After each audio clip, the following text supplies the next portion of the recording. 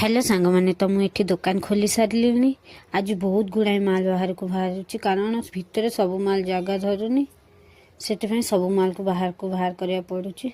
गुगु ना आज मत हेल्प करने को कारण गाँव को जा जेजेमा जेजे बापा पाखक बहुत दिन है बो बापा बहुत मन पकाउं कांदुन सब भाविली जाओ 2-3 दिन बुलिक आस जाओ या भितर क्षीर वाला आसी ये पहुँची गला सह पेटीएम मेसीन वाला पहुँच जाए कारण मेसीनटा खराब हो जाए तो सर्विस मैन आसन ठीक करने ये क्षीर गुड़ाक सब सजाड़ के रखी सारे आउ बिस्किट सजाड़ के रखुची कारण नुआ बिस्कुट जी सजाइला बाहर करके माल रखा को सजाड़ा को पड़ुची।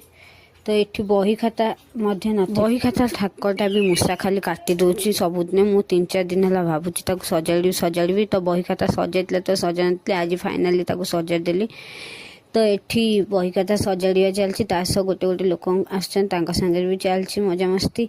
तो टमाटो गुरा बहुत दिन है खराब हो आसला तो मुझे बाछीदेवी आज भाविली ये पियाज देखो पूरा चोपा चोपा हो जाए चोपा को बाछिकी अलग करा पड़ो।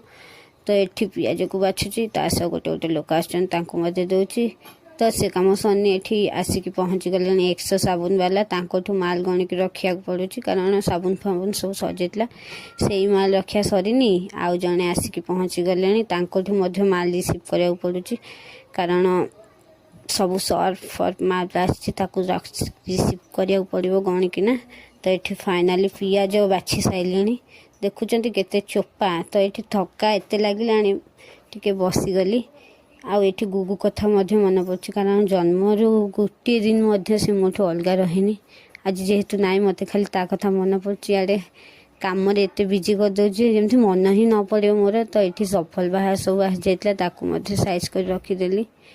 तो ये जो छोट छोट आलू बाहरी भावुची बाछिला आलू गुरा जो बाहरी भावुची आज गोटे भल रेसिपीटे करी आपण मान सेयार करी।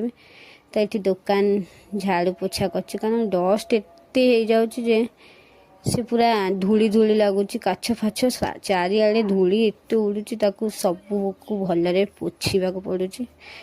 तो से कम सरनी ये आउ गोटे क्षीर वाला आसिक पहुँची गले तो से क्षीर दही की गणिक रखा पड़ुची।